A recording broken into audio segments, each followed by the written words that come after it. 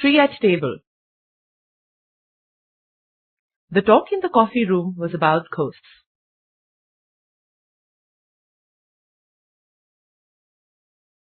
A sailor, who was sitting at a table with two other men, narrated an incident that had taken place when he was a young man. One fine morning, he had gone out for a walk in a quiet English countryside. When he found he had gone far enough, he turned up at a lane at right angles to the road he was passing, to find his way back by another route. However, the route was a winding one, and he was soon caught up in a fog. He shouted for help, and heard some footsteps after some time. A sturdy-looking man walked back with him for nearly a mile and gave him instructions to reach the closest village 3 miles away. The 3 miles sounded like 10 to the weary sailor, and so he inquired about a house that was visible from there. His companion shuddered and advised him against it. They parted. The sailor could not find a way and walked slowly back towards the house until he reached a small gate. He walked up a long path and knocked lightly on the door of the house. It was opened by an old woman who refused to be of any help. Just as she was about to close the door, an old man appeared and invited him inside. Hesitant at first, the sailor accepted the invitation to join them. Almost before he knew it, he was standing inside. He sat near the fire and warmed his frozen fingers.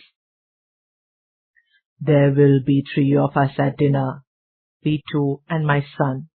I suppose you don't mind dining in the dark?" "Not at all, but really, I'm afraid I'm intruding." "It's seldom we have company. My son's eyes are bad, and he can't stand the light." The table was laid, and the room was made dark. Somebody entered and took a seat at the table, and the sailor heard a strange voice. "A cold night." "Yes." "Are you a stranger here?" "Yes."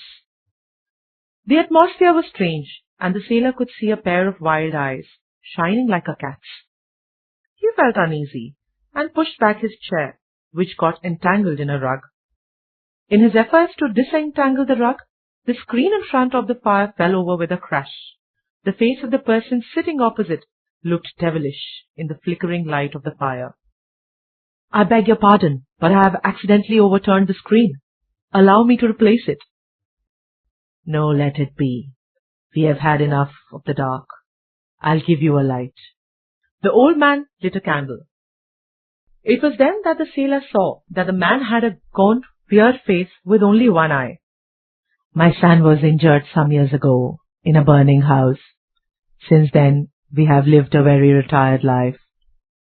I thought that it would be better for me not to come to the dinner table, but it happens to be my birthday, and my father would not hear of my dining alone. So we hit upon this foolish plan of dining in the dark. I'm sorry I startled you." "I'm such a fool, but it was only in the dark that you startled me." We never see a friend, and the temptation to have company was too much for us. They were soon as merry a party as anyone had ever seen. The night passed by rapidly. The old man rose and gazed proudly at his disfigured son. "To the health of the children my boy saved."